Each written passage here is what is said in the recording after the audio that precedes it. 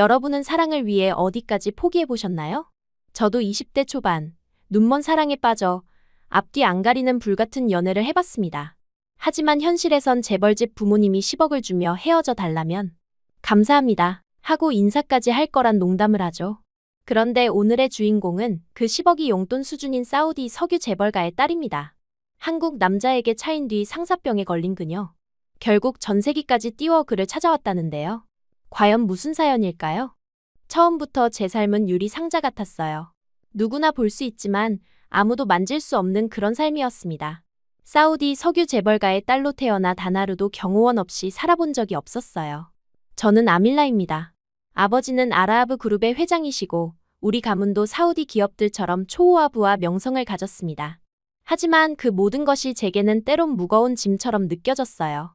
캐나다 토론토 대학에 유학을 오게 된 건 제 인생 최초의 작은 반란이었습니다. 물론 여전히 경호원들이 그림자처럼 따라다녔지만 적어도 사우디에서보다는 자유롭게 호흡할 수 있었어요. 기숙사 대신 고급 아파트에 살았고 가정부가 모든 집안일을 도맡았습니다. 그럼에도 처음으로 혼자라는 느낌이 들었어요.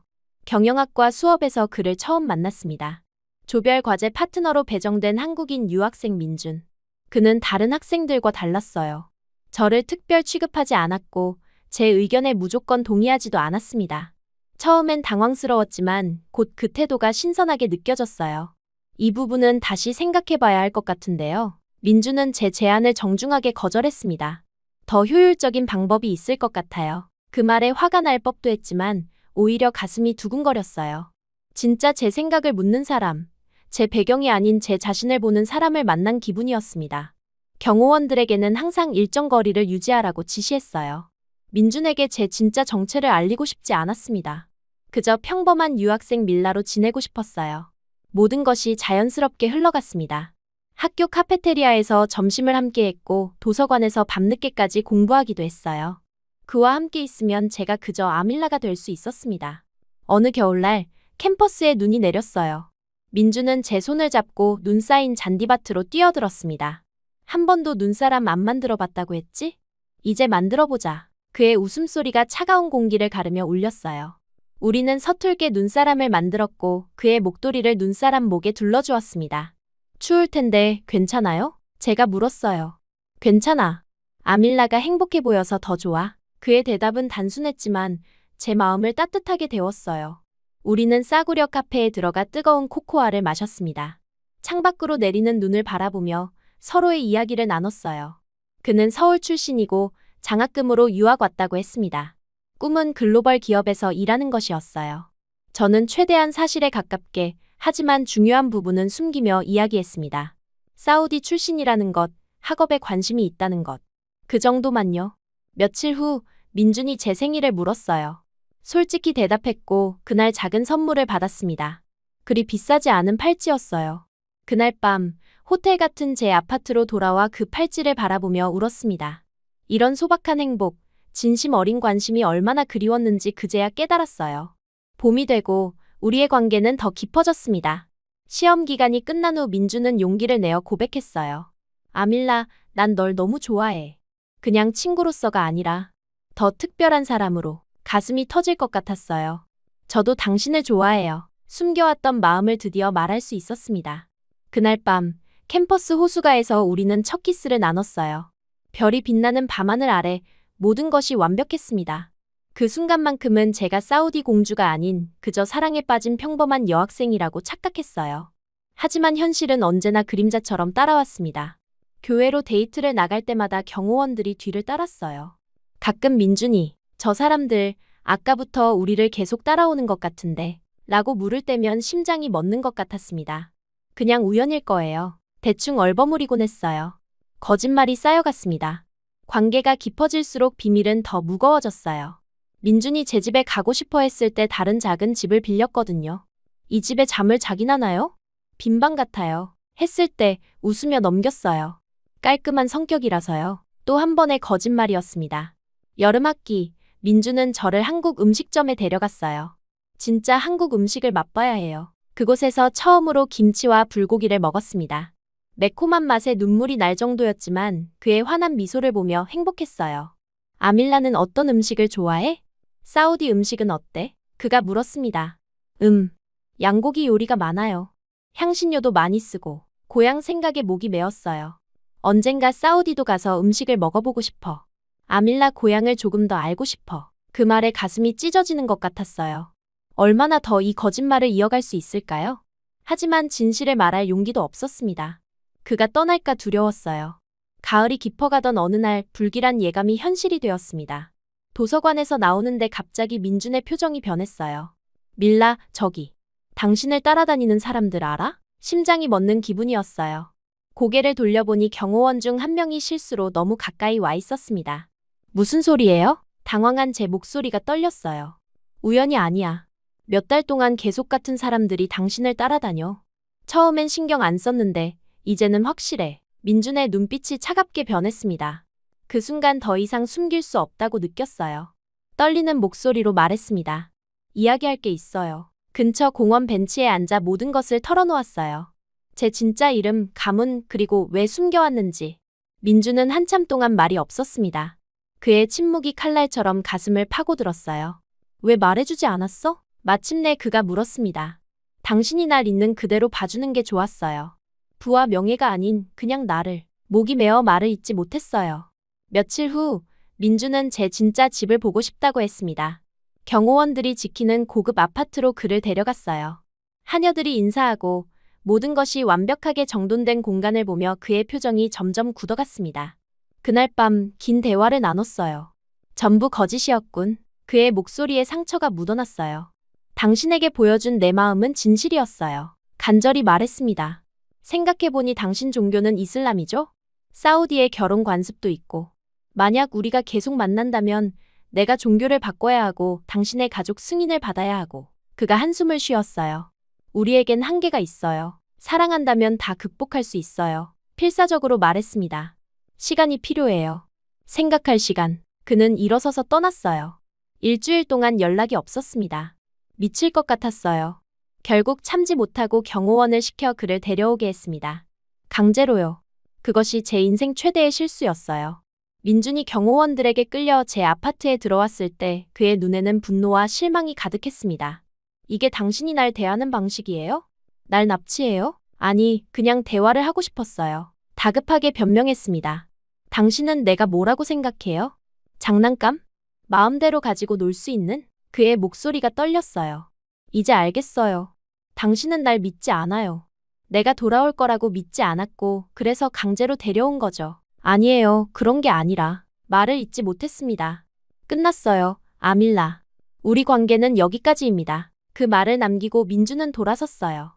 문이 닫히는 소리와 함께 제 마음 한 조각도 함께 떠나갔습니다. 저는 바닥에 주저앉아 울었어요. 처음으로 진짜 나를 사랑해준 사람을 제 손으로 밀어낸 겁니다. 다시 만날 수 없던 민준은 곧 한국으로 돌아갔어요. 저도 사우디로 돌아오라는 아버지의 명령이 왔습니다. 모든 것이 끝났어요. 하지만 제 마음속에서 민준은 지워지지 않았습니다. 내가 가진 것들, 권력과 부, 그 모든 것을 포기하고서라도 다시 그를 만나고 싶었어요. 사우디로 돌아온 첫날, 저는 창문 밖만 하염없이 바라봤어요. 리야드의 화려한 마천루들이 햇빛에 반짝였지만 제 마음은 여전히 캐나다에 머물러 있었습니다.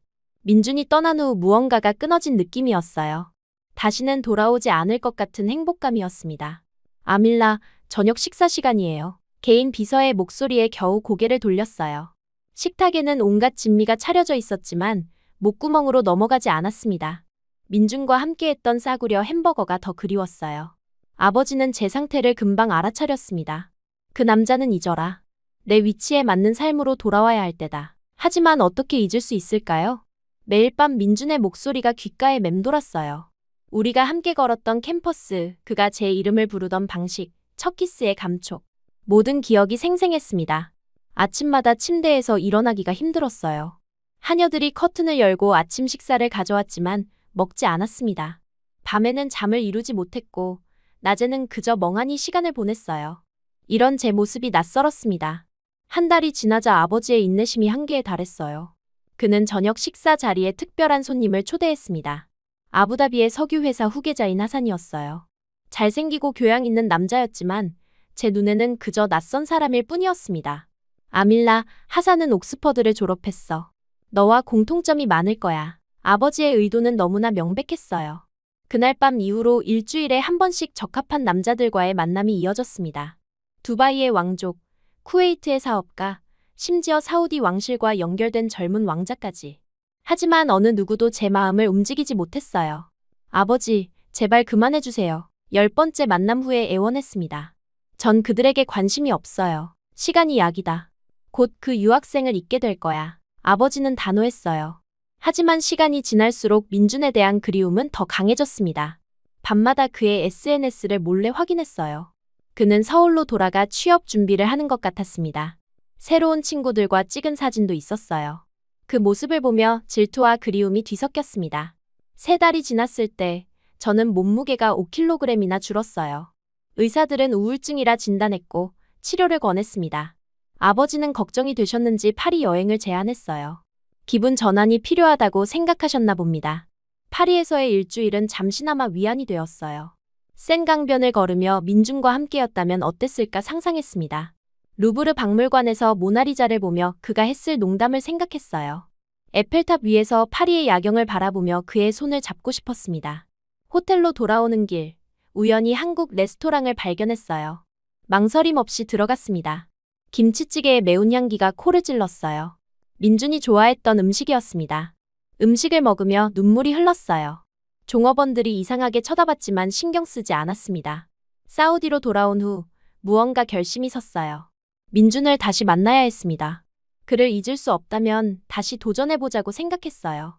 이번엔 모든 진실을 가지고 어떤 대가를 치르더라도. 어느 날 저녁 아버지의 서재로 향했습니다. 평소엔 감히 들어가지 못할 공간이었어요. 문을 두드리고 들어갔습니다. 아버지, 말씀드릴 게 있어요. 제 목소리가 떨렸지만 의지는 확고했어요. 무슨 일이냐? 아버지는 서류에서 고개를 들었습니다. 한국에 가려고 해요. 민준을 만나러요. 한 번에 말했어요. 아버지의 얼굴이 굳어졌습니다. 또 그 이야기냐?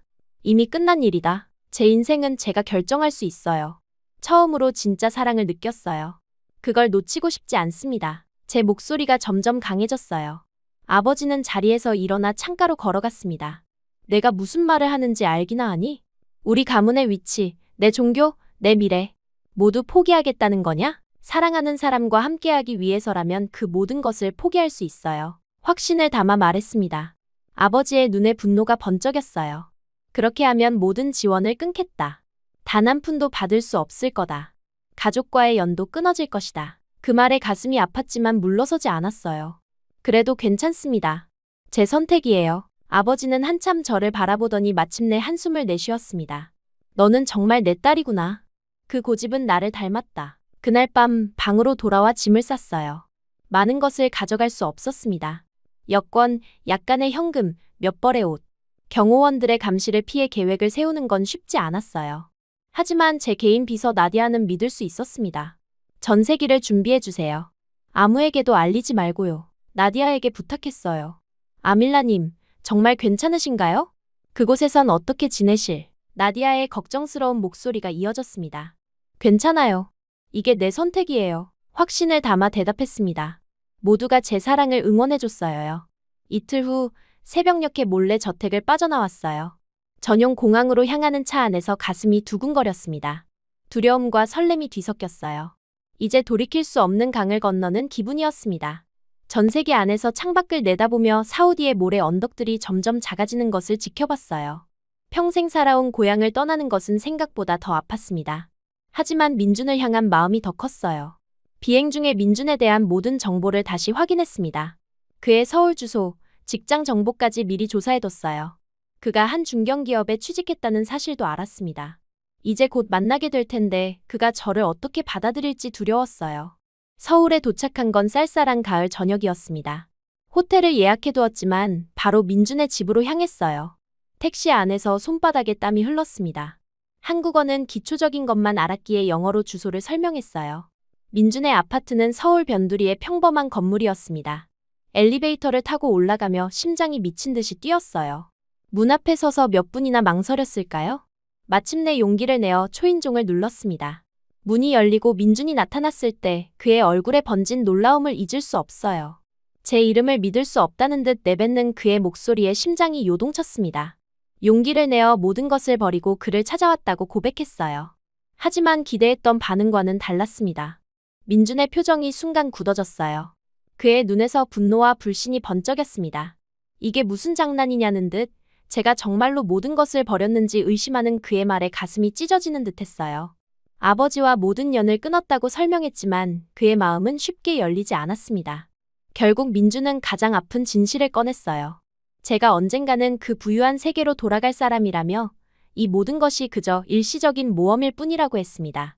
우리의 세계가 너무 다르다는 현실적인 벽을 들이대는 그의 말에 절망감이 밀려왔어요.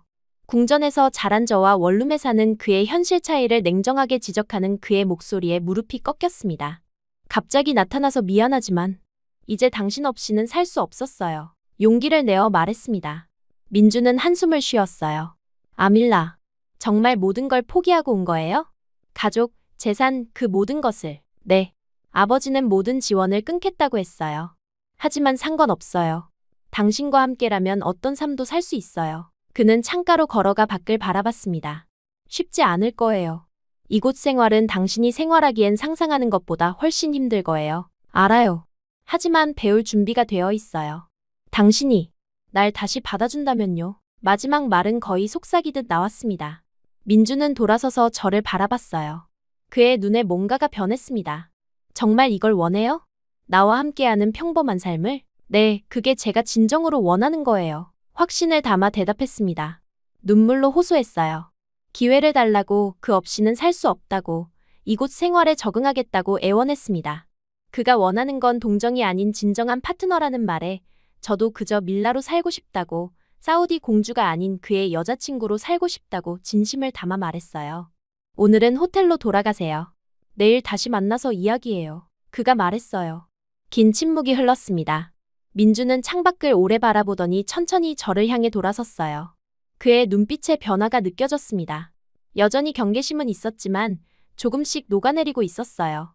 정말 각오가 되었는지 묻는 그의 질문에 함께라면 어떤 어려움도 감당할 수 있다고 대답했습니다. 그날은 호텔로 돌아가라는 그의 말에 따랐어요. 택시 안에서 불안한 마음으로 서울의 낯선 밤거리를 바라보며 그가 다시 마음을 열어줄지 초조하게 기다렸습니다. 낯선 도시, 낯선 언어, 낯선 문화. 모든 것이 두렵지만 설렜어요. 다음 날 아침, 민준이 호텔로 찾아왔을 때 그의 표정이 한결 부드러워져 있었습니다. 생각해봤다며 다시 시작해보자는 그의 말에 행복한 눈물이 흘렀어요. 쉽지 않겠지만 함께 노력해보자는 그의 결심에 가슴이 벅차올랐습니다. 마침내 다시 시작할 기회를 얻은 거예요. 비록 앞으로의 길이 험난하겠지만 민준과 함께라면 어떤 어려움도 이겨낼 수 있을 것 같았습니다. 그렇게 저는 새로운 삶을 향한 첫걸음을 내딛었습니다. 모든 것을 버리고 온 선택이 옳았다고 그때는 확신했어요. 민준의 원룸으로 짐을 옮긴 첫날, 현실이 실감나지 않았어요. 18평 남짓한 공간은 제가 사우디에서 쓰던 화장실보다도 작았습니다. 침대 하나, 작은 책상, 주방이라 부르기도 민망한 싱크대와 가스레인지가 전부였어요. 천장이 낮아 답답했고 창문 너머로는 다른 건물의 벽돌만 보였습니다. 어때요? 많이 실망했죠? 민준이 조심스레 물었어요. 아니요, 좋아요. 여기가 우리 집이니까요. 솔직히 말하진 않았습니다. 첫 밤은 무척 낯설었어요. 딱딱한 침대, 얇은 이불, 밤새 들려오는 이웃의 소리. 하지만 옆에 민준이 있다는 사실만으로도 충분했습니다. 사우디 궁전의 킹사이즈 침대보다 이 좁은 침대가 더 따뜻하게 느껴졌어요. 아침이 되자 민준은 출근 준비를 했습니다. 오늘 회사에 다녀올게요. 혼자 괜찮겠어요? 처음으로 정말 혼자 있게 된다는 생각에 두려웠지만 용기를 냈어요. 네, 걱정 마세요. 집 주변을 좀 둘러볼게요. 민준이 나간 후 집안을 정리하려 했습니다. 하지만 청소기 사용법도 몰랐고 세탁기 버튼도 이해할 수 없었어요. 평생 하녀들이 모든 일을 해줬기 때문에 기본적인 집안일조차 낯설었습니다. 용기를 내어 밖으로 나갔어요. 처음 타본 버스는 복잡하고 시끄러웠습니다. 사람들이 저를 이상한 눈으로 쳐다봤어요. 아마도 제 외모와 어색한 행동 때문이었을 거예요. 슈퍼마켓에서 장을 보려 했지만 한국어 라벨을 읽지 못해 어려웠습니다. 결국 가장 익숙해 보이는 채소와 과일만 골라 계산대로 향했어요. 7,800원입니다. 직원이 말했지만 한국 돈을 구분하지 못했어요. 손을 떨며 지갑에서 10,000원짜리를 꺼냈습니다. 직원은 이해하는 표정으로 잔돈을 건네주었어요. 작은 일에도 이렇게 당황하는 제 모습이 부끄러웠습니다. 집으로 돌아와 저녁을 준비하려 했어요. 요리는커녕 칼도 제대로 잡아본 적이 없었습니다. 인터넷 검색으로 간단한 볶음밥 레시피를 찾아 도전했어요. 쌀을 씻다가 절반을 싱크대에 쏟았고 기름은 너무 많이 부어 연기가 자욱했습니다. 결국 완성된 요리는 겉보기에도 실패작이었어요. 민준이 돌아왔을 때 저는 거의 울 것 같았습니다. 미안해요. 요리를 망쳤어요. 그는 웃으며 제 어깨를 감쌌어요. 괜찮아요. 같이 해요. 처음부터 잘할 순 없죠. 그날 밤 민주는 제게 라면 끓이는 법을 가르쳐 주었습니다. 단순한 일이었지만 스스로 만든 첫 음식이라 특별하게 느껴졌어요.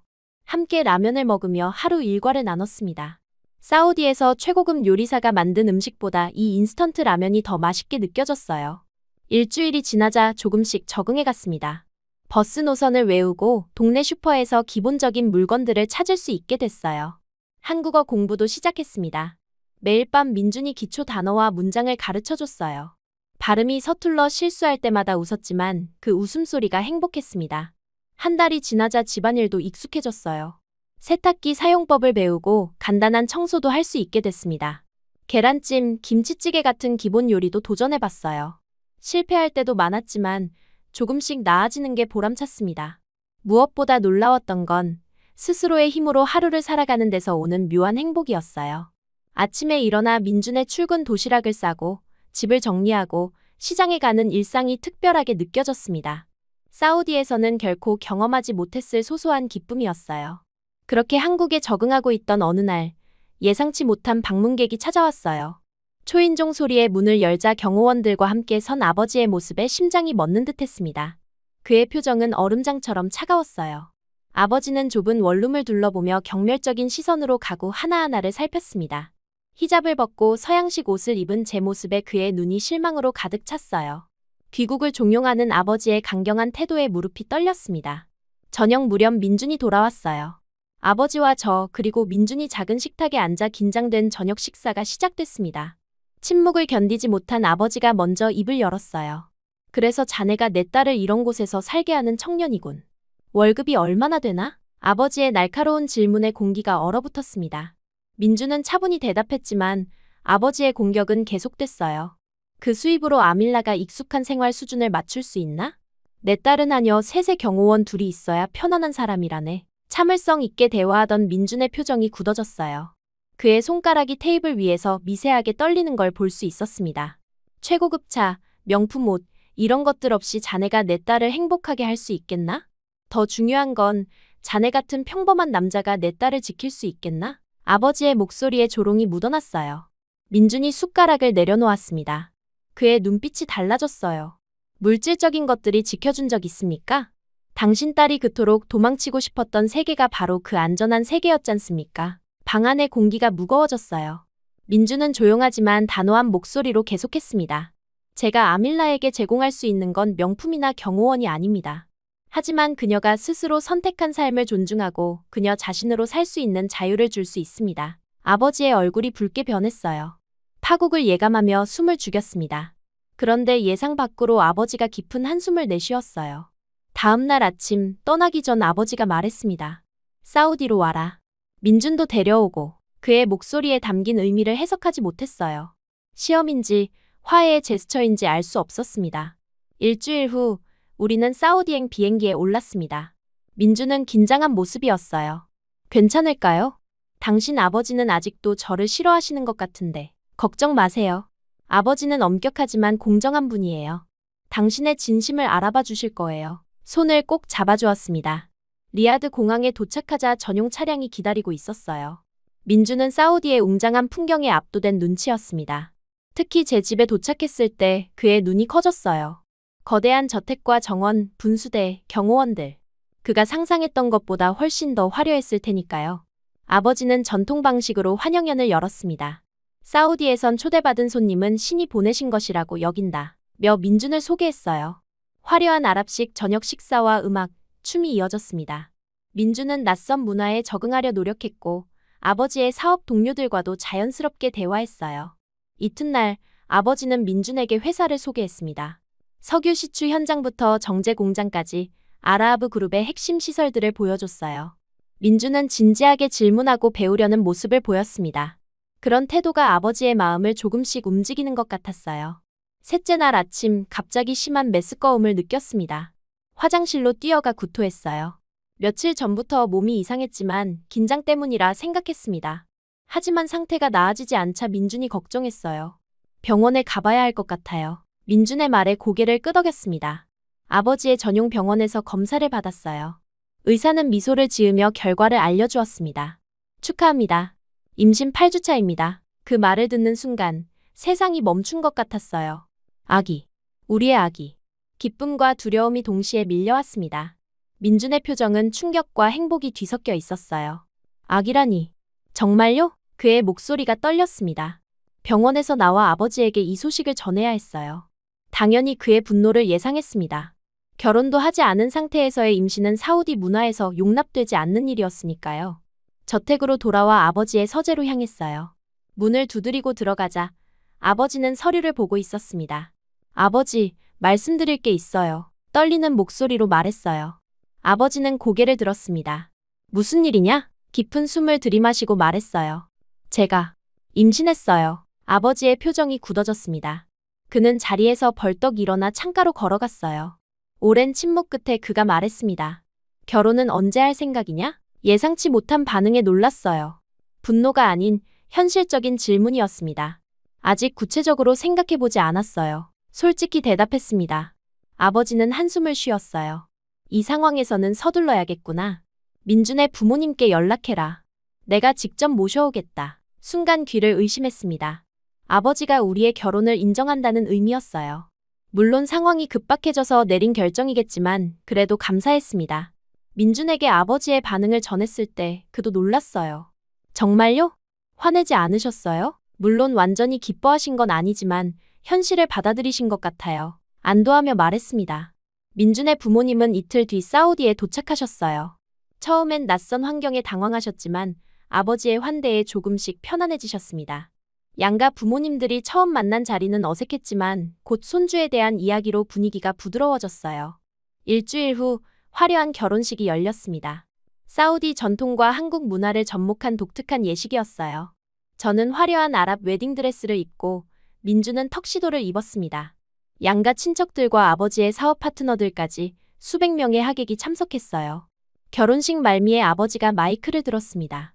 오늘부터 민주는 우리 가족의 일원입니다. 그리고 나는 이 두 사람의 선택을 존중하고 지지하겠습니다. 그 말에 감동의 눈물이 흘렀어요. 아버지의 축복은 제게 무엇보다 소중했습니다. 비록 처음의 선택은 그를 실망시켰지만 결국 이해해 주셨어요. 결혼식 후 우리는 사우디에 머물 것인지 한국으로 돌아갈 것인지 결정해야 했습니다. 두 곳 다 장단점이 있었어요. 사우디에서는 물질적 풍요와 가족의 지원을, 한국에서는 자유와 독립성을 얻을 수 있었습니다. 민준과 오랜 대화 끝에 일단 한국으로 돌아가기로 했어요. 우리만의 삶을 살고 싶었습니다. 물론 이제는 아버지의 지원으로 더 나은 환경에서 살 수 있게 되었지만 여전히 자립심을 잃고 싶지 않았어요. 아버지는 우리의 결정을 존중해 주었습니다. 필요한 건 언제든 말해라. 한국으로 돌아가기 전날 밤, 정원에서 아버지와 단둘이 대화했어요. 아버지, 왜 마음을 바꾸셨어요? 처음엔 저희를 반대하셨잖아요. 아버지는 잠시 침묵했다가 말했습니다. 내가 행복한 모습을 봤기 때문이다. 그리고 민준, 그는 진심으로 너를 사랑하는 것 같구나. 그 말에 가슴이 따뜻해졌어요. 모든 어려움을 이겨내고 마침내 두 세계가 하나로 연결된 것 같았습니다. 이제 우리 앞에는 새로운 삶 그리고 곧 태어날 아기와 함께할 미래가 기다리고 있었어요. 한국으로 돌아온 우리는 새로운 출발을 했어요. 아버지의 지원으로 강남에 있는 아파트로 이사했습니다. 민주는 처음엔 거절했지만 아버지는 내 손주가 태어날 곳이라며 고집을 부리셨어요. 그래도 민주는 여전히 자신의 일을 계속했습니다. 아버지가 회사에서 좋은 자리를 제안했음에도 불구하고 그는 자신의 능력으로 성장하고 싶다며 거절했어요. 임신 중기에 접어들면서 안정을 찾았습니다. 저는 한국어 공부에 더 집중했고 한국 문화에 적응하려 노력했어요. 시어머니께서 자주 방문하셔서 한국 음식 만드는 법을 가르쳐 주셨습니다. 처음엔 서툴렀지만 점점 맛있는 김치찌개와 불고기를 만들 수 있게 됐어요. 출산 예정일이 다가올 무렵 아버지가 다시 한국을 방문했습니다. 이번엔 경호원을 멀리 두고 혼자서요. 그의 변화된 모습이 놀라웠어요. 더 부드러워지고 심지어 웃는 모습도 자주 보였습니다. 손주를 기다리는 설렘 때문이었을까요? 방 준비는 다 됐니? 필요한 건 없어? 아버지가 걱정스럽게 물었어요. 이제 아버지는 우리 삶에 자연스럽게 스며들었습니다. 주말이면 함께 식사하고 아기 용품 쇼핑도 같이 다녔어요. 한 번은 아기 옷가게에서 아버지가 모든 색상의 아기 양말을 다 사겠다고 해서 민준과 함께 말렸던 기억이 납니다. 출산은 예상보다 일찍 찾아왔어요. 진통이 시작됐을 때 민준은 회사에 있었고 아버지가 저를 병원으로 데려갔습니다. 평소엔 침착하던 아버지가 당황해서 운전하는 모습이 어색했어요. 병원에 도착해서도 계속 의사에게 내 딸에게 최선을 다해달라고 요청했습니다. 12시간의 진통 끝에 우리 아들이 태어났어요. 처음 그 작은 생명을 품에 안았을 때의 감동은 말로 표현할 수 없었습니다. 민준의 눈에는 눈물이 고였고 아버지는 손주를 보자마자 완전히 다른 사람이 됐어요. 그 엄격하고 무서웠던 아버지가 아기 앞에서는 그저 자상한 할아버지였습니다. 하준. 좋은 이름이구나. 사우디와 한국 두 문화를 모두 존중하는 이름이야. 아버지가 감동하며 말했어요. 아기가 태어난 후 아버지는 예상보다 오래 한국에 머물렀습니다. 그는 매일 아침 일찍 와서 아기를 돌봐주겠다고 했어요. 처음엔 어색했지만 곧 그의 도움이 얼마나 소중한지 깨달았습니다. 육아의 피로가 극심할 때 아버지가 아기를 안고 너는 쉬어라 라고 말해주는 순간들이 큰 위로가 됐어요. 그러던 어느 날 아버지가 뜻밖의 제안을 했습니다.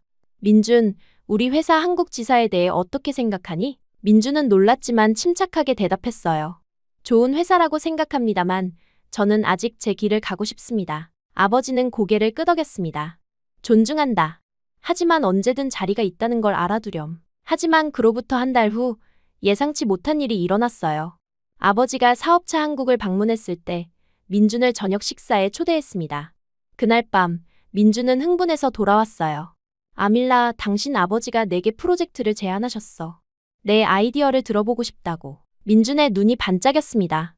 알고 보니 민준은 평소 환경 친화적인 에너지 시스템에 관심이 많았고 아버지는 그의 열정을 알아봤던 거예요. 민준은 아버지의 회사에 취직하는 대신 독립적인 프로젝트 형태로 협업하게 됐습니다. 이렇게 두 사람은 서로를 인정하며 가까워졌어요. 하준이 6개월이 되었을 때 우리는 사우디를 방문했습니다. 아버지는 손주를 위해 특별한 환영식을 준비했어요. 온 가족이 모인 자리에서 하사는 모두의 사랑을 받았습니다. 사촌들과 친척들이 아기를 보며 축복했어요. 저는 그제야 두 세계가 진정으로 하나가 됐다고 느꼈습니다. 사우디에 머무는 동안 놀라운 장면을 목격했어요. 아버지의 회사에서 열린 회의에서 민준이 아버지의 의견에 정중하게 반대 의견을 제시한 겁니다. 회의실은 순간 얼어붙었어요. 누구도 감히 아라하브 회장에게 반대 의견을 내지 않았으니까요. 존경하는 장인어른, 이 방식은 직원들의 사기를 떨어뜨릴 수 있습니다. 더 협력적인 방식이 있다고 생각합니다. 민준의 목소리는 차분했어요. 아버지는 잠시 침묵했다가 놀랍게도 미소를 지었습니다. 좋아, 내 방식을 한번 시도해보자. 그 후 몇 주 동안 아버지의 회사는 민준이 제안한 방식으로 프로젝트를 진행했어요. 결과는 놀라웠습니다. 직원들의 만족도가 높아졌고 퇴사율이 낮아졌어요. 아버지는 점점 민준의 조언을 더 많이 구하기 시작했습니다. 내 남편은 특별하구나. 겸손하면서도 자신의 의견을 명확하게 전달해. 아버지가 감탄했어요. 한국으로 돌아온 후 아버지는 더 큰 집을 사주겠다고 제안했습니다. 하지만 민준은 정중하게 거절했어요. 지금도 충분합니다. 저희 능력으로 살아가고 싶습니다. 아버지는 실망한 듯했지만 곧 이해했어요. 내 자존심을 존중한다. 하지만 내 손주를 위한 할아비의 마음만큼은 거절하지 말아다오. 그렇게 우리의 일상은 계속됐습니다. 민준은 자신의 프로젝트로 성공을 거두기 시작했고 저는 한국어가 능숙해져 대학원 진학을 고려하게 됐어요. 하준이 돌을 맞이했을 때 양가 가족이 모두 모였어요. 사우디 친척들과 한국 친척들이 함께 모인 모습은 정말 특별했습니다. 서로 다른 언어와 문화를 가졌지만 아이에 대한 사랑으로 하나가 됐어요. 돌잔치에서 아버지는 놀라운 발표를 했습니다. 나는 이제 은퇴를 준비하고 있다. 앞으로는 한국과 사우디를 오가며 손주와 더 많은 시간을 보내고 싶구나. 모두가 놀랐어요. 일 중독이었던 아버지가 은퇴를 생각한다니. 그의 변화는 정말 놀라웠습니다. 시간이 흐르면서 아버지는 정말 달라졌어요. 예전의 권위적인 모습 대신 이제는 다정하고 유머러스한 면모를 더 많이 보였습니다. 특히 하산에게는 무한한 사랑과 인내심을 보여줬어요. 아이를 무릎에 앉히고 아랍어 동화를 들려주는 모습은 제가 어릴 때 한 번도 보지 못했던 광경이었습니다. 우리 가족의 변화는 주변 사람들에게도 영향을 미쳤어요. 친구들은 종종 우리 집에 와서 이 특별한 다문화 가정의 분위기를 경험하곤 했습니다. 어떤 친구는 너희 집은 마치 작은 유행 같아 라며 농담하기도 했어요. 한 번은 여자친구들이 모인 자리에서 누군가 한국 남자와 결혼하니 어때? 라고 물었습니다. 저는 미소 지으며 대답했어요. 모든 한국 남자가 이런 건 아니야. 우리 남편만 특별한 거야. 물론 항상 순탄한 것만은 아니었습니다. 문화적 차이로 인한 오해가 생길 때도 있었고, 육아 방식에 대한 의견 차이로 다투기도 했어요. 하지만 우리는 항상 대화로 해결했습니다. 서로의 문화를 존중하고 배우려는 자세가 중요했어요. 하준이 2살이 되었을 때 둘째 아이 수아가 태어났습니다. 이번에는 여자아이였어요. 아버지는 손녀의 탄생에 더욱 기뻐했습니다. 이제 내 인생은 완벽해졌다 라며 눈시울을 붉혔어요. 아버지는 이제 한국에 작은 집을 마련해 반년은 여기서 반년은 사우디에서 지내게 됐습니다. 그는 사업에서 대부분 손을 떼고 가족과의 시간을 최우선으로 여겼어요. 아이들은 할아버지를 너무나 좋아했고 아버지는 그 사랑을 온전히 되돌려 주었습니다. 민준의 부모님과 아버지의 관계도 특별했어요. 처음엔 문화적 차이와 언어 장벽으로 어려움이 있었지만 이제는 서로를 깊이 존중하는 사이가 됐습니다. 가끔 두 분이 함께 낚시를 가는 모습을 보면 정말 믿기지 않았어요. 지금 돌이켜보면 그날 모든 것을 버리고 민준을 찾아간 결정이 제 인생 최고의 선택이었다고 생각합니다. 물론 쉽지 않은 길이었어요. 문화적 충돌, 가족과의 갈등, 새로운 환경에 적응. 모든 것이 도전이었습니다. 하지만 그 과정에서 우리는 모두 성장했어요. 특히 아버지의 변화는 놀라웠습니다. 한때는 엄격하고 완고했던 그가 이제는 유연하고 따뜻한 사람이 됐어요. 민주는 자신의 원칙을 지키면서도 타협점을 찾는 법을 배웠습니다. 그리고 저는 진정한 독립과 사랑의 의미를 깨달았어요. 이제 우리 가족은 두 문화의 아름다운 조화를 이루고 있습니다. 아이들은 한국어와 아랍어를 모두 배우고 두 나라의 명절과 풍습을 모두 즐기고 있어요. 이런 다양성이 그들에게 큰 자산이 될 거라 믿습니다. 오늘도 저는 아침에 일어나 창밖을 바라보며 감사함을 느껴요. 사우디 궁전의 호화로운 삶을 뒤로하고 선택한 이 평범한 행복이 제게는 가장 소중한 보물이 되었습니다. 민준의 품에 안겨 아이들의 웃음소리를 들으며 저는 확신해요. 지금이 제 인생에서 가장 행복한 순간이라고요. 여러분은 뻔히 들킬 거짓말인데도 자신도 모르게 입에서 툭 하고 튀어나온 적 있으신가요? 알면서도 멈추지 못하는 게 거짓말입니다. 하나의 거짓말을 위해 3개의 거짓말이 필요하다는 말도 있을 정도니까요. 오늘 사연의 주인공도 그랬습니다. 노처녀 딱지를 품고 모든 걸 포기한 채 살아가던 한 폴란드 여성의 이야기입니다.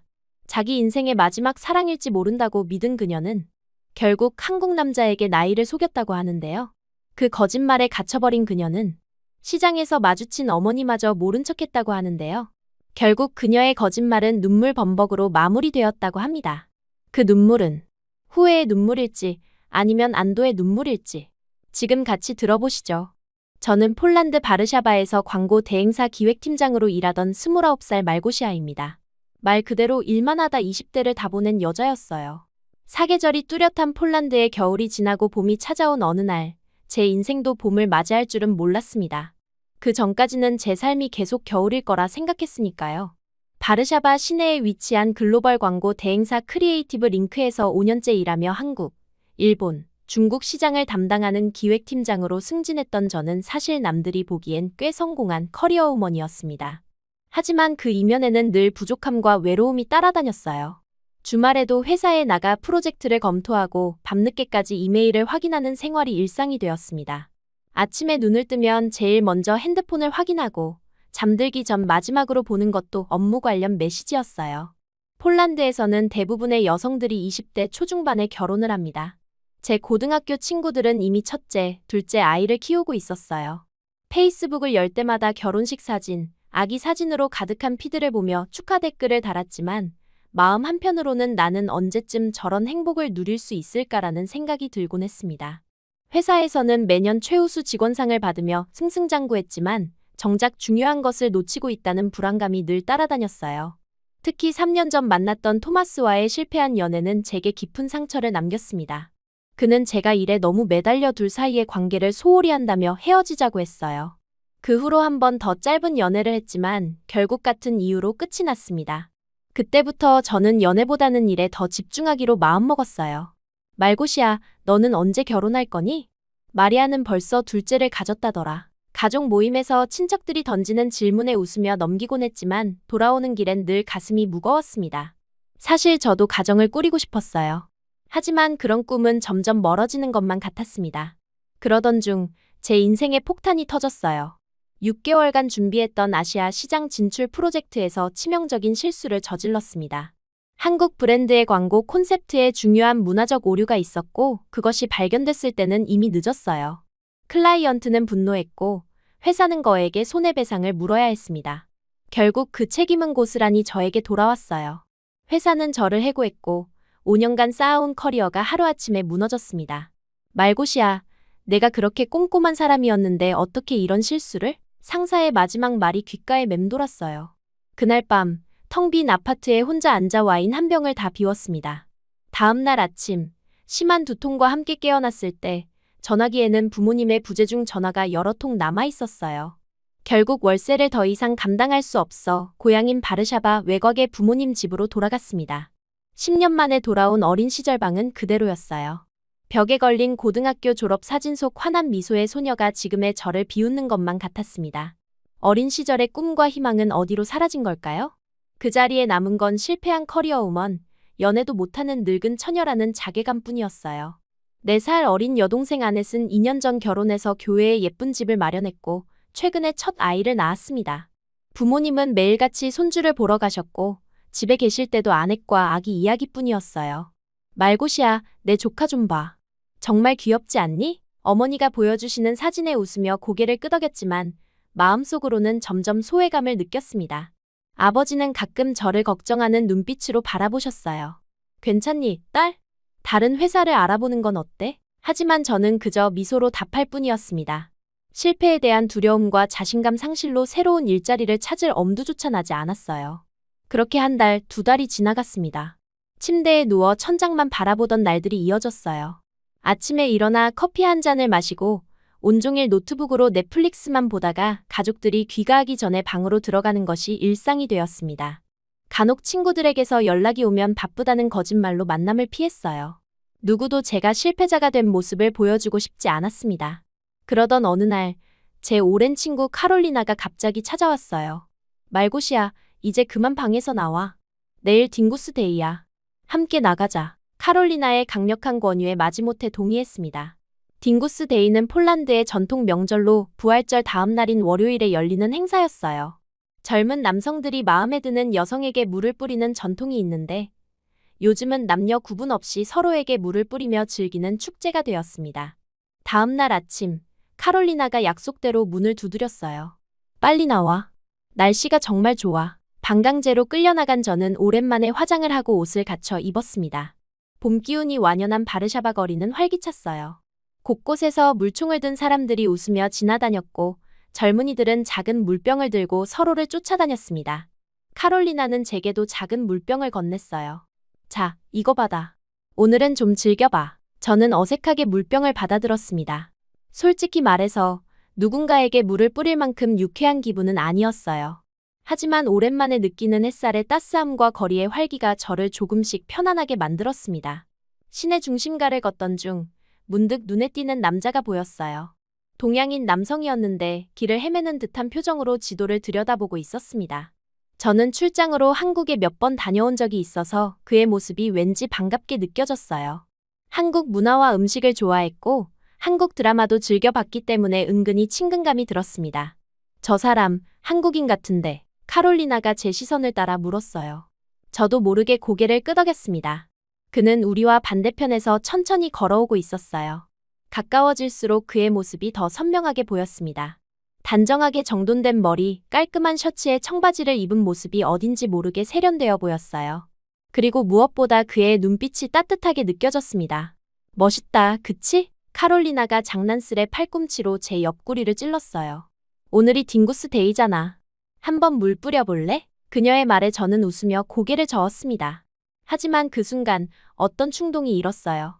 오랫동안 아무것도 시도하지 않았던 제게 이 우연한 만남은 작은 모험처럼 느껴졌습니다. 그래, 한번 해볼까? 제가 말했어요. 카롤리나는 놀란 표정을 지었지만 곧 환하게 웃었습니다. 드디어 우리 말고시아가 돌아왔네. 그녀의 말에 저도 웃음이 나왔어요. 정말 오랜만에 느껴보는 설렘이었습니다. 우리는 그가 지나갈 때까지 기다렸어요. 그가 가까워지자 저는 손에 든 물병을 살짝 기울여 그에게 물을 뿌리려 했습니다. 하지만 운명이란 참 예측할 수 없는 것이었어요. 제가 물을 뿌리려는 그 순간 누군가 제 뒤에서 지나가다 제 팔을 건드렸고 그 바람에 제 손에서 물병이 그만 통째로 넘어가 버렸습니다. 물은 그의 얼굴과 셔츠를 완전히 적셨어요. 오, 맙소사. 저는 당황해서 외쳤습니다. 그는 갑작스러운 물세례에 놀라 제자리에 얼어붙었어요. 물에 흠뻑 젖은 채로 저를 바라보는 그의 표정은 당혹감과 혼란스러움이 뒤섞여 있었습니다. 저는 너무 민망해서 얼굴이 화끈거렸어요. 정말 죄송해요. 실수로 그만. 영어로 사과하며 가방에서 서둘러 휴지를 꺼냈습니다. 그에게 다가가 젖은 얼굴을 닦아주려 했지만 너무 당황한 나머지 손이 떨렸어요. 그때 그가 갑자기 한국어로 말했습니다. 괜찮아요. 오늘이 그런 날이라고 들었어요. 제가 한국어를 알아듣자 그의 눈이 놀라움으로 커졌습니다. 한국어 아세요? 그가 물었어요. 저는 부끄러움에 고개를 숙이며 대답했습니다. 조금이요. 한국에 몇 번 출장 갈 일이 있어서 공부했었어요. 그는 흠뻑 젖은 상태에서도 미소를 지었고 그 미소가 이상하게도 제 마음을 두근거리게 했어요. 정말 미안해요. 제가 식사라도 대접해야 할 것 같아요. 제가 말했습니다. 그는 잠시 망설이는 듯했지만 곧 고개를 끄덕였어요. 그럼 좋아요. 데이트는 아니고 변상의 기회를 주세요. 그 말에 우리 둘 다 웃음이 터졌습니다. 카롤리나는 이 상황을 지켜보다가 슬쩍 저에게 속삭였어요. 난 먼저 갈게. 잘해봐. 그리고는 윙크와 함께 자리를 떠났습니다. 그렇게 우리 둘만 남았어요. 저는 그에게 근처에 있는 작은 폴란드 식당을 제안했습니다. 옷이 젖었으니 빨리 실내로 들어가는 게 좋을 것 같아요. 그는 동의했고 우리는 나란히 걷기 시작했어요. 이름이 뭐예요? 제가 물었습니다. 재영이에요. 한국에서 왔어요. 그가 대답했어요. 말고시아라고 해요. 만나서 반가워요. 비록 이런 상황이지만. 저는 쑥스럽게 웃으며 말했습니다. 그는 젖은 셔츠를 보며 웃었어요. 특별한 만남이네요. 기억에 남을 것 같아요. 그렇게 우리의 첫 만남은 시작되었습니다. 딩구스 데이의 물 한 바가지가 제 인생에 커다란 변화를 가져올 줄은 그때는 미처 알지 못했어요.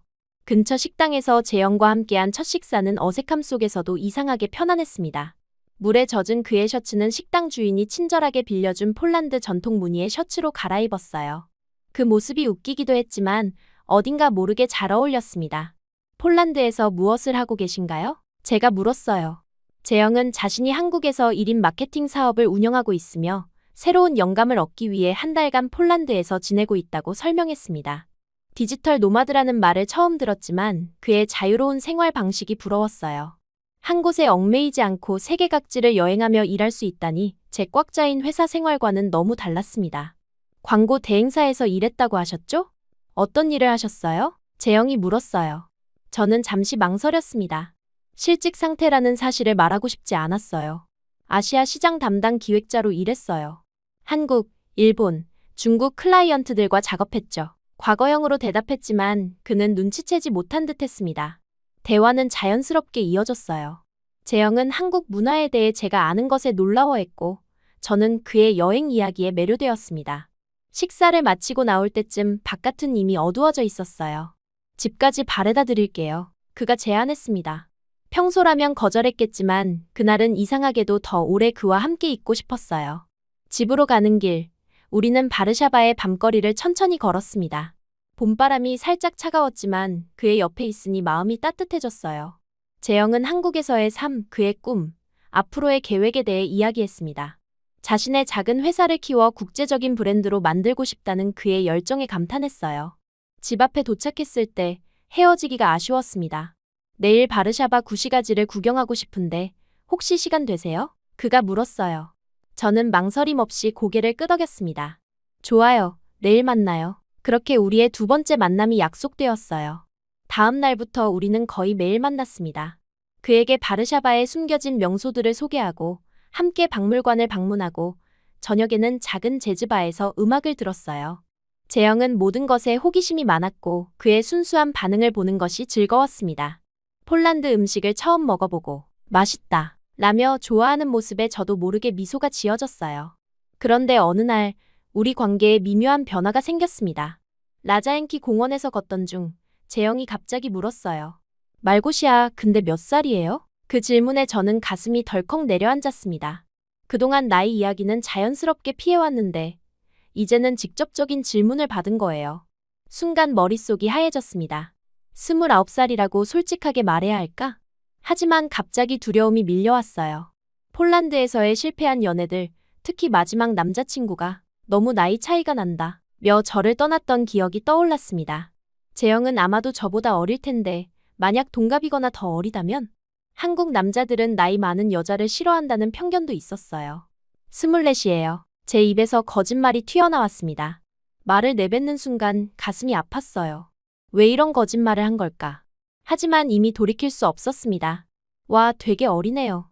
저는 29살인데 재영이 놀란 표정으로 말했어요. 그 순간 제 마음이 더 복잡해졌습니다. 우리가 동갑이었다니. 솔직하게 말했어도 될 일을 왜 이렇게 꼬아놓은 걸까요? 하지만 이제 와서 사실은 저도 29살이에요. 라고 말할 수는 없었어요. 그날 이후로 거짓말은 눈덩이처럼 불어났습니다. 대학을 갓 졸업했다는 이야기, 인턴십으로 간 첫 직장인 광고 대행사 경험담, 심지어 부모님이 아직 저를 어린애 취급하세요. 라는 말까지. 하나하나가 제 가슴을 짓눌렀어요. 진실을 말하고 싶었지만 시간이 갈수록 더 어려워졌습니다. 재영과의 관계는 점점 깊어졌어요. 손을 잡고 거리를 걷고 가끔은 부드러운 키스를 나누기도 했습니다. 그는 자상하고 다정했어요. 제 이야기를 진지하게 들어주고 사소한 것까지 기억해 주었습니다. 폴란드어를 배우려고 노력하는 모습도 귀여웠어요. 나이는 그냥 숫자일 뿐이야. 라고 스스로를 위로하려 했지만 매일 밤 죄책감에 시달렸습니다. 거짓말 위에 세워진 관계가 얼마나 갈 수 있을까요?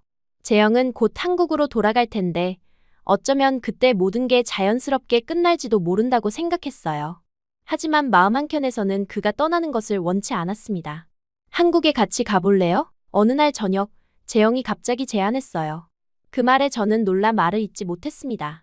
아직 결정할 필요 없어요. 그냥 생각해보라는 거예요. 그는 미소를 지으며 말했어요. 이 제안이 단순한 여행을 의미하는지 아니면 더 깊은 관계로의 발전을 뜻하는지 확실하지 않았지만 가슴이 두근거렸습니다. 그리고 거짓말의 후폭풍이 하나 둘 나타나기 시작했어요. 그때 우리는 함께 시장에 장을 보러 갔어요.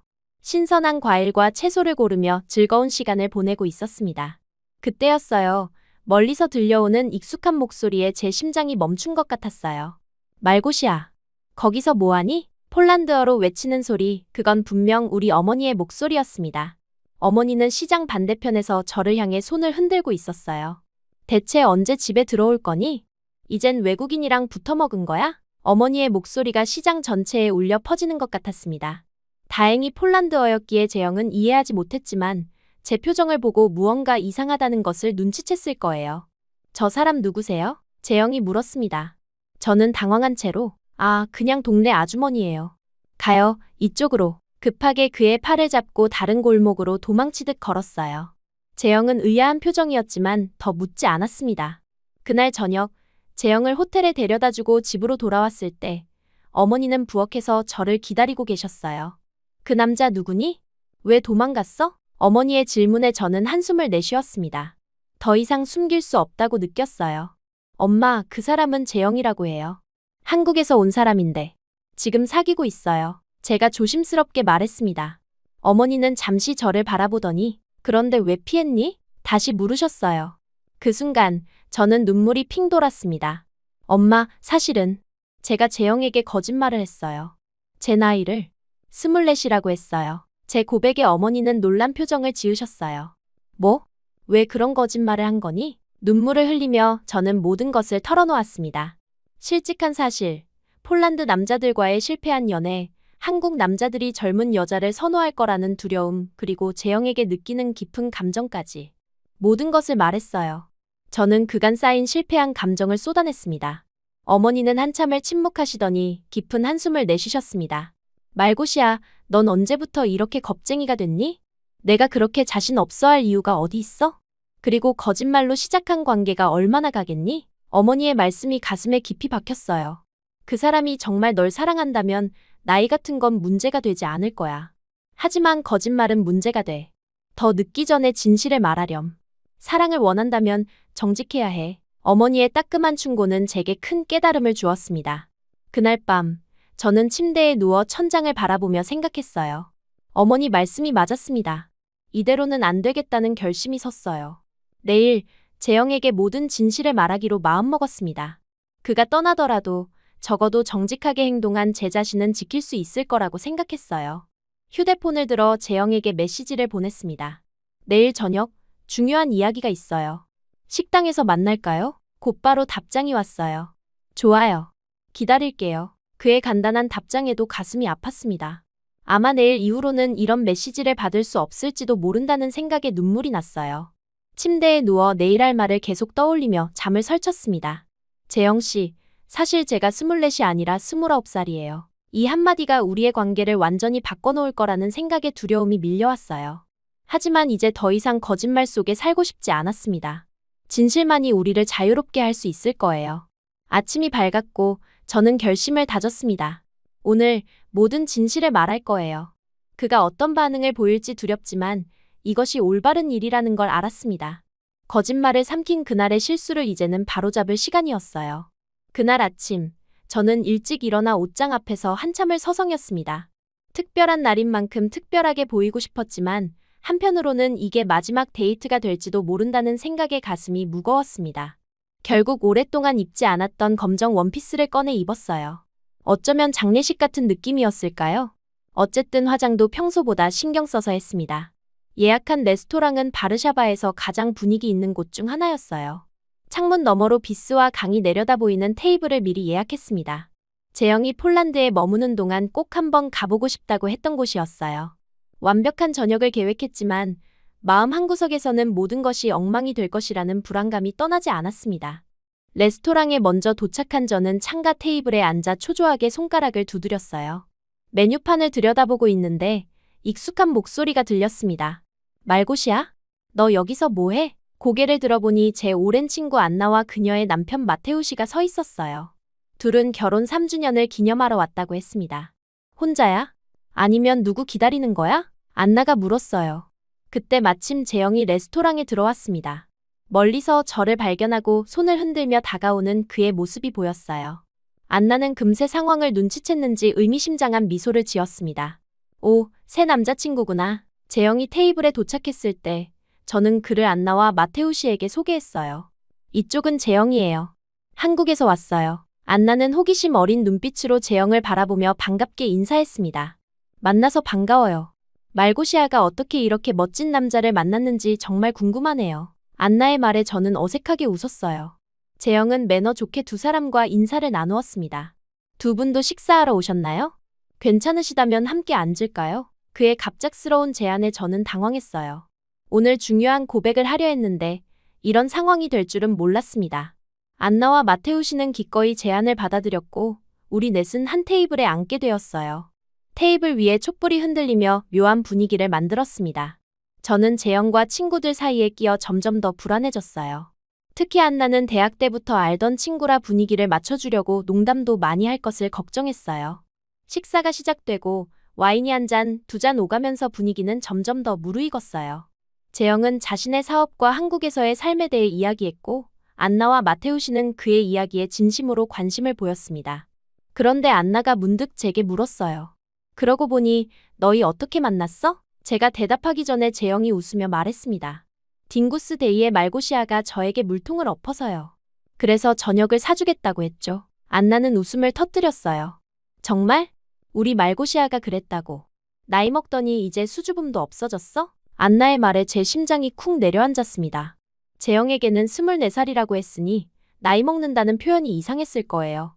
재영의 표정이 살짝 의아해 보였지만 다행히 대화는 다른 주제로 넘어갔습니다. 하지만 그것도 잠시였어요. 말고시아, 내 회사는 어때? 아직도 그 광고 대행사에서 일해? 마테우 씨의 질문에 저는 잠시 멈칫했습니다. 재영에게는 아직 일하고 있는 것처럼 말했었거든요. 아, 그게. 최근에 좀 바빠요. 제 대답이 모호했지만 마테우 씨는 더 캐묻지 않았어요. 대화가 계속되는 동안 안나는 가끔 저를 이상한 눈빛으로 바라보았습니다. 그녀는 분명 뭔가 이상하다는 것을 감지했을 거예요. 식사 중간에 안나가 화장실에 가자고 했을 때 저는 불안한 마음으로 그녀를 따라갔습니다. 화장실 문이 닫히자마자 안나가 물었어요. 말고시야, 대체 무슨 일이야? 넌 분명 그 남자에게 뭔가 숨기고 있지? 저는 거울을 보며 한숨을 쉬었습니다. 더 이상 숨길 수 없었어요. 안나, 내가 재영에게 거짓말을 했어. 24이라고 했어. 제 고백에 안나는 눈을 크게 떴습니다. 뭐? 왜? 내가 왜 그런 거짓말을 해? 그녀의 목소리에는 놀라움과 실망이 섞여 있었어요. 저는 모든 것을 털어놓았습니다. 실직한 사실, 나이에 대한 불안감, 그리고 재영에게 느끼는 감정까지. 안나는 묵묵히 들어주었어요. 이야기를 마치자 그녀는 깊은 한숨을 내쉬었습니다. 말고시야, 그 남자 정말 괜찮은 사람 같아. 내가 왜 그런 거짓말을 했는지 이해는 하지만 언제까지 숨길 거야? 진실은 언젠가는 드러나게 돼. 안나의 말은 어머니의 조언과 너무 비슷했어요. 오늘 저녁에 모든 걸 말하려고 했어.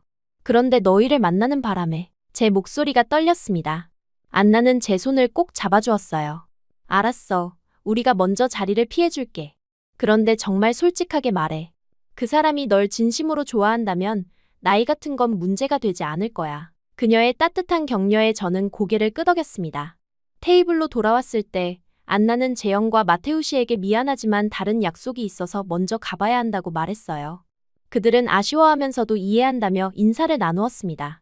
안나는 떠나기 전 제게 격려의 눈빛을 보냈어요. 다시 재영과 단둘이 남게 되자 저는 더욱 긴장됐습니다. 그는 와인을 한 모금 마시고 물었어요. 친구분들이 좋은 분들이네요. 오래된 친구인가요? 저는 고개를 끄덕였습니다. 네, 대학 때부터 알던 친구예요. 재영이 갑자기 물었습니다. 근데 아까 안나 씨가 언니라고 불렀던 것 같은데 제가 잘못 들었나요? 그 질문에 저는 얼어붙었어요. 제가 안나에게 언니라고 불렀던 것을 기억해낸 것이었습니다. 진실을 말할 순간이 왔다는 것을 깨달았어요. 하지만 제 입에서는 또 다른 변명이 나왔습니다. 아, 그게. 폴란드에서는 친한 친구를 그렇게 부르기도 해요. 제 설명이 어색했지만 재영은 고개를 끄덕였어요. 3주년이면 20대 초반에 결혼했겠네요. 정말 빨리 결혼했나 봐요. 저는 심장이 떨려 그때 무슨 표정을 지었는지도 모르겠습니다. 계산을 하는 동안 저는 마음속으로 계속 갈등했습니다. 지금 바로 말해야 할까? 아니면 더 적절한 순간을 기다려야 할까? 레스토랑을 나와 강변을 따라 걷기 시작했을 때 저는 결심했어요. 이제는 정말 모든 것을 털어놓을 때였습니다.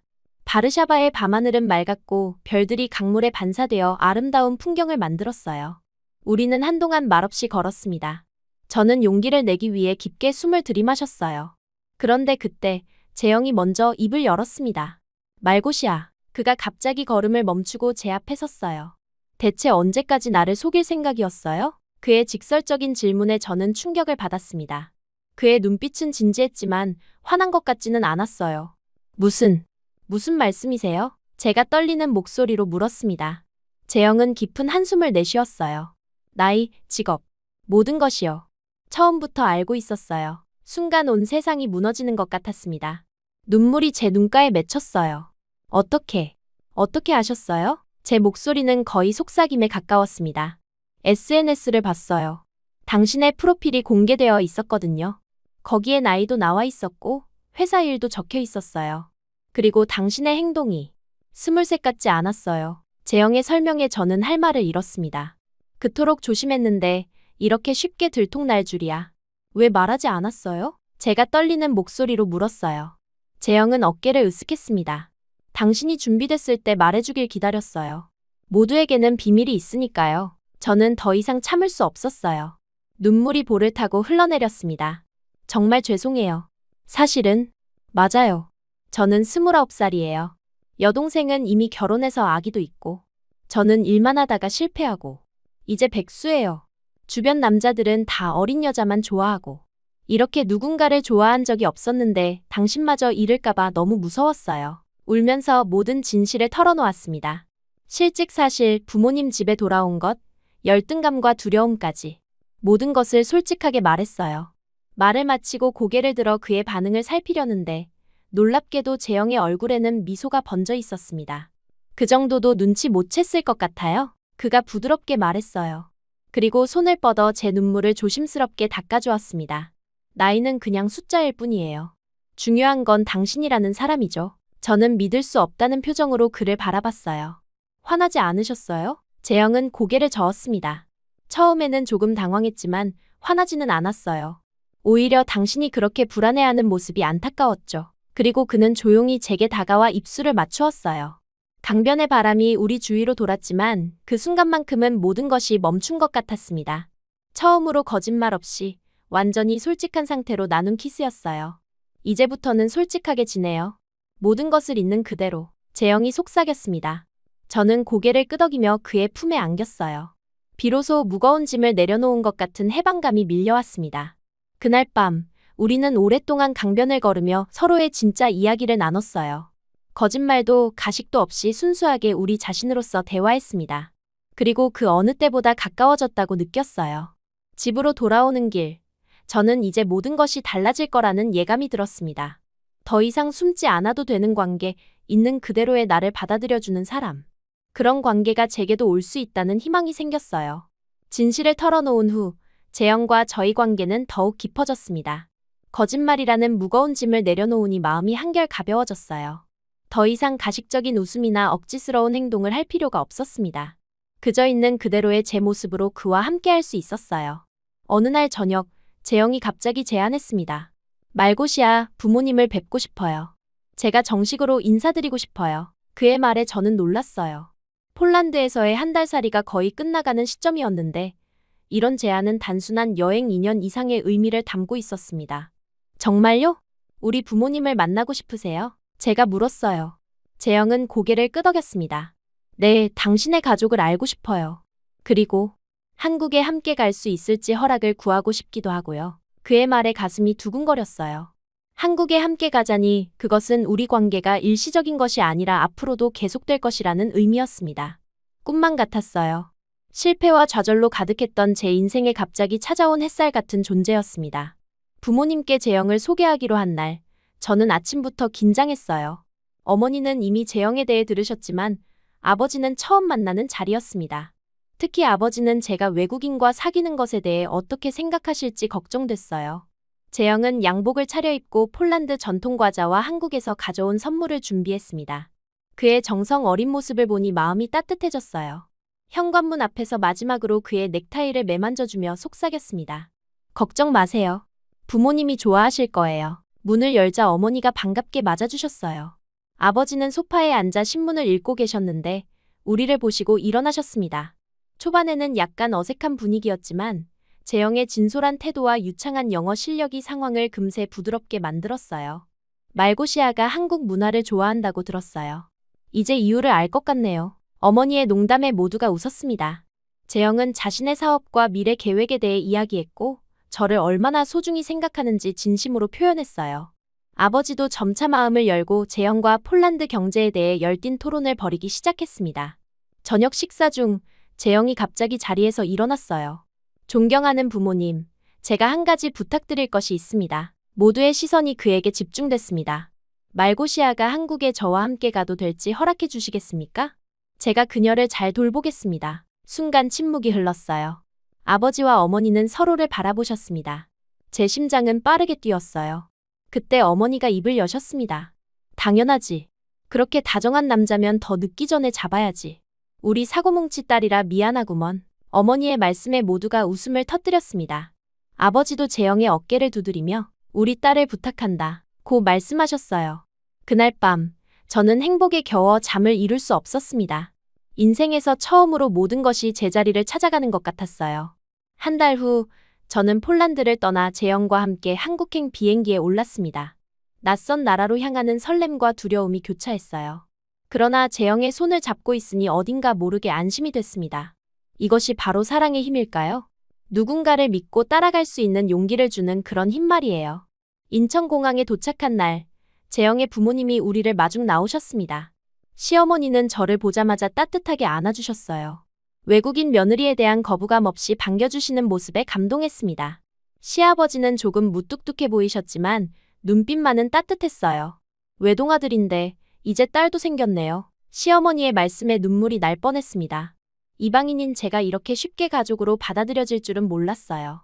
재영의 집은 서울 근교의 조용한 동네에 있었습니다.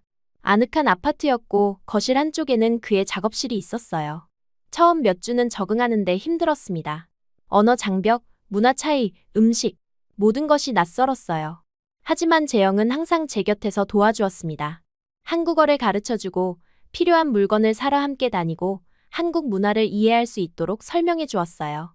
점차 저는 재영의 사업에도 참여하기 시작했습니다. 제 광고 기획 경험이 그의 온라인 마케팅 사업에 도움이 된다는 것을 알게 됐어요. 유럽 시장을 겨냥한 콘텐츠를 만들고 외국인 고객과의 소통을 담당했습니다. 백수였던 제가 다시 제 가치를 느끼게 된 순간이었어요. 재영은 제가 자신의 사업 파트너로서 중요한 역할을 한다고 늘 말해주었습니다. 당신이 합류한 후로 매출이 30%나 증가했어요. 당신은 정말 대단해요. 그의 칭찬에 저는 더욱 열심히 일했어요. 함께 일하는 시간이 즐거웠고 우리의 사업은 날로 번창했습니다. 한국 생활 6개월째, 재영이 저에게 청혼했어요. 한강공원의 벚꽃 아래서 무릎을 꿇고 반지를 내밀던 그의 모습이 아직도 생생합니다. 말고시야, 내 인생의 봄이 되어주세요. 결혼해 주시겠어요? 저는 울면서 고개를 끄덕였어요. 이것이 꿈이라면 절대 깨고 싶지 않았습니다. 결혼식은 양가 부모님이 모두 참석한 가운데 작고 아늑하게 치러졌어요. 폴란드와 한국의 전통을 접목한 특별한 결혼식이었습니다. 제 부모님은 한국까지 오셔서 딸의 결혼을 축하해 주셨고, 시부모님은 외국인 며느리를 위해 폴란드 전통 음식을 준비해 주셨어요. 서로 다른 문화가 아름답게 어우러지는 순간이었습니다. 신혼여행은 발리로 떠났어요. 푸른 바다와 하얀 모래사장이 우리의 새로운 시작을 축복해 주는 것 같았습니다. 여행 후 조금 지났을 때 아침 심한 구토를 했는데 처음에는 음식 때문인 줄 알았어요. 하지만 귀국 후 병원에서 임신 사실을 확인했을 때 우리는 기쁨의 눈물을 흘렸습니다. 허니문 베이비네요. 재영이 제 배를 조심스럽게 쓰다듬으며 말했어요. 시부모님도 첫 손주 소식에 크게 기뻐하셨습니다. 특히 시어머니는 매일같이 제게 영양식을 해주시고 임신 중 주의사항을 알려주셨어요. 타국에서의 임신이 두렵기도 했지만 이렇게 가족들의 사랑을 받으니 안심이 됐습니다. 임신 중에도 저는 가능한 한 일을 계속했어요. 집에서 일할 수 있는 환경이었기에 육체적으로 무리하지 않으면서도 사업에 참여할 수 있었습니다. 재영은 항상 제가 쉬어야 한다고 걱정했지만 저는 함께 일하는 것이 더 행복했어요.